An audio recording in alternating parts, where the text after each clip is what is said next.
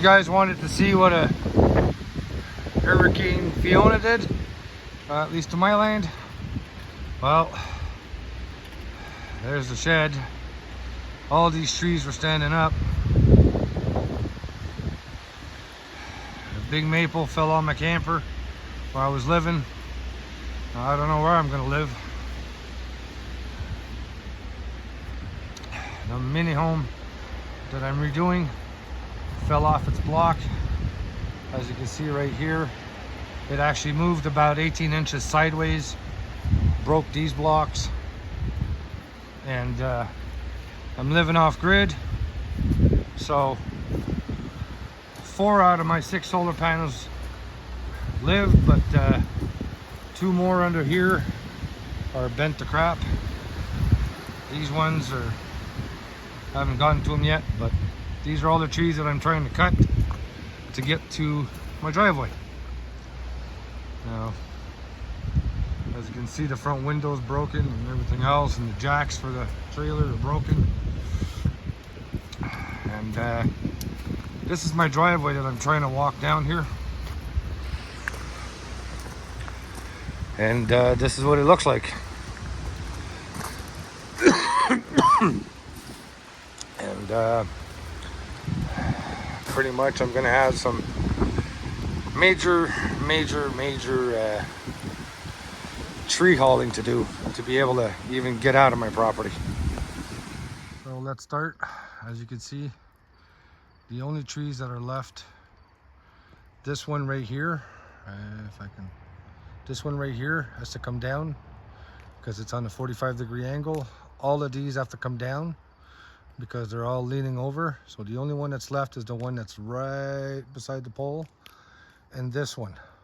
But I'm gonna take this one down because if this one falls, it's falling on the house or the solar panels. And I don't want that anymore. As far as I'm concerned, you can all leave. So there's 2 trees at the entranceway, there and there. Those 2 will stay because they're not dangerous to anybody. And all the other trees behind the camper and Lewis Road are also down, except for this one maple tree right here, a small little thing, and a small little pine right here, sorry, right there, that stood. But as you can see, all the other trees I need to cut because, well, they're dead. Now today, I desperately needed a sense of normalcy. So I cut and moved aside this maple tree that was a week ago sitting on top of my camper and broke my kitchen window. And so I replaced it with a plywood and put tar around it, and made a whole bunch of holes in the roof, which I patched with plywood and tar. And same thing for this corner. It was open like a pop can, and I stitched it back with roofing screws that my neighbor gave me, and tar that my boss gave me. Thank you guys. And yeah, so believe it or not, the barbecue survived. I can't believe it, but yeah. So like I said, when the camper got hit, it also destroyed the whole front end, or moved the whole front end. So I needed to patch this side also and the whole seam.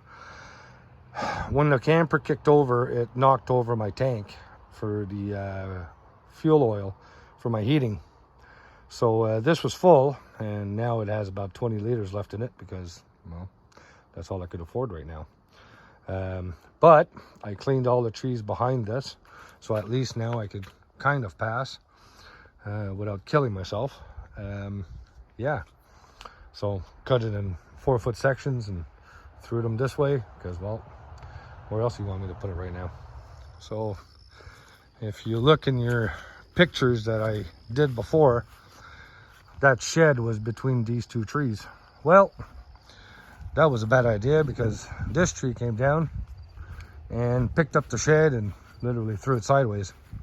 So thank God to the Pastor Tyler, believe it or not, that's his name, from the Baptist Church, came and helped me actually, and we emptied the whole thing, moved it out of the way, put the blocks, and brought it all back and filled it back up. Thank you again to Pastor Tyler. And oh, that's the stitches in my head that I just scratched. But yes, and as you can see, those are the blocks holding the mini home up. And on the other side, just to give you an idea, the mini home was sitting on that block, and now the corner's here.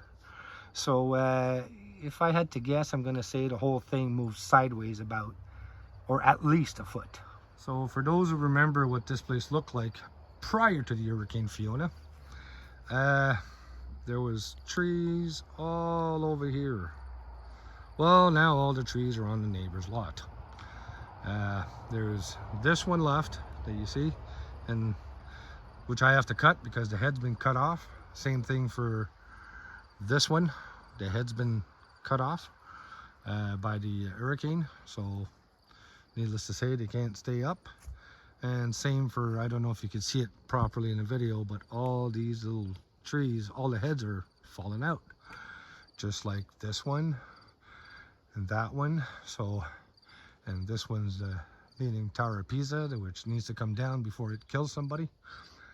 So yes, and all these trees were standing up. As you can see, this is my grass, newer grass that I just grown, and now all these trees are falling on it. So I'll have a little bit of work left. So here you can see what Fiona did to the mini home. Drove a hole right through it, and on the other side too. But along with that is, there's a tree that I was telling you that was the in the front, that's leaning right over my solar panels. I need to cut, but I need to move the solar panels first. And then this is another one that I just cut that was actually sitting on top right here where you see the bend in the roof. And thank God it survived and lived. And along with all these other trees that I just cut. So, yeah.